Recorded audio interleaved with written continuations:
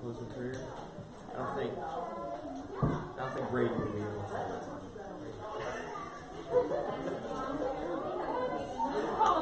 I'll call him up. We'll race back. Yeah. All right.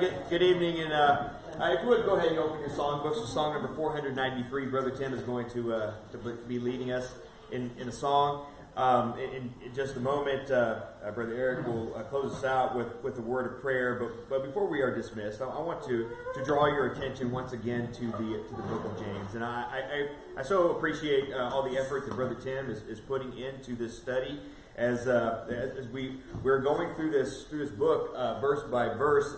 If there's one thing that I would encourage you to do concerning the book of James, now that we are getting heavy into this study now, is go online and do a search about the comparisons between the book of James and the Sermon on the Mount in Matthew chapter 5 through 7.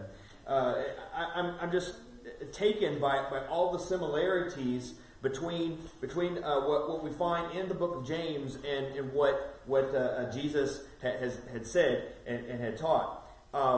And one of those things that I want to talk about, especially with the fact that we just spent some time in the Word, that the book of James, chapter 1, in verse 1, says, "Prove yourselves doers of the word, and not merely hearers who delude themselves. For if anyone is a hearer of the word, and not a doer, he is like a man who looks at his natural face in a mirror, for once he has looked at himself and gone away, he has immediately forgotten what kind of person he was."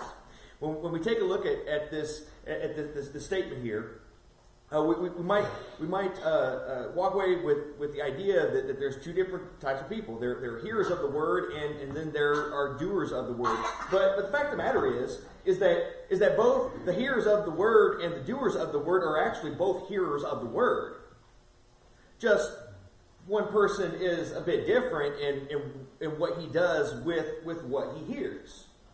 And this principle, Jesus also talked about in Matthew chapter 7, and I want us to take a look at what he said. In Matthew chapter 7, in verse 21, he said, "Not everyone who says to me, 'Lord, Lord,' will enter the kingdom of heaven, but he who does the will of my Father who is in heaven will enter. Many will say to me on that day, 'Lord, Lord, did we not prophesy in your name, and in your name cast out demons, and in your name perform many miracles?' And I will declare to them, 'I never knew you. Depart from me, you who practice lawlessness.'"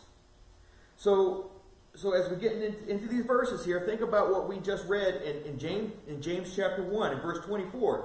Jesus says, "Therefore, whoever hears these words of mine and acts on them may be compared to a wise man who built his house on the rock.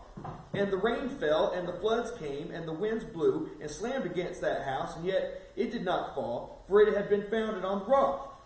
And everyone who hears these words of mine and does not act on them, it will be like a foolish man who built his house on the sand. And the rain fell, and the floods came, and the winds blew and slammed against that house, and it fell, and great was its fall." So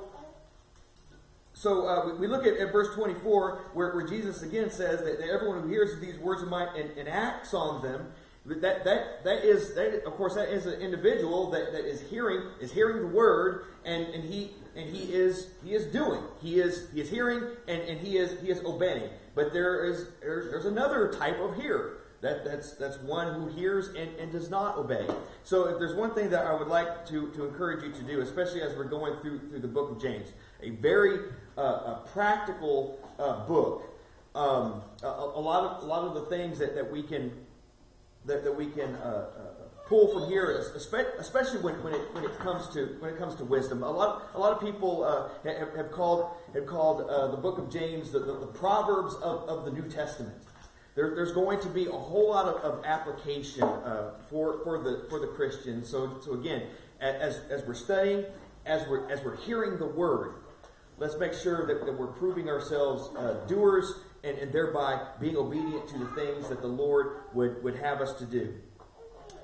So in just a moment, Brother Tim is going to lead us in a song called Heaven Came Down. Of course, we look at the words of this song. It says, "Oh, what a wonderful day I'll never forget.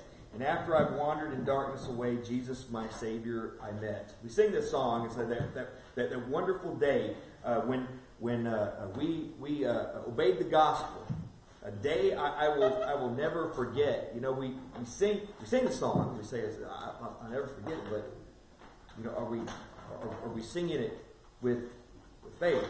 That yes, I remember when I obeyed the gospel. I remember the commitment that I made to the Lord, and I intend to keep that commitment.